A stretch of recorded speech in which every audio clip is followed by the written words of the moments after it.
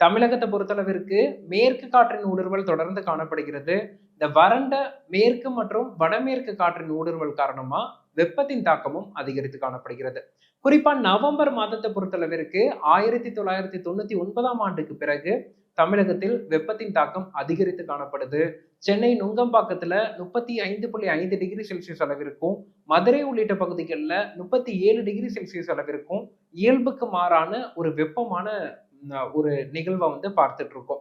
குறிப்பா தமிழகம் முழுவதுமே பகல் நேரத்துல வெப்பத்துடன் ஒரு வறண்ட வானிலையும் தொடர்ந்து காணப்படுவதையும் பார்க்க முடியுது.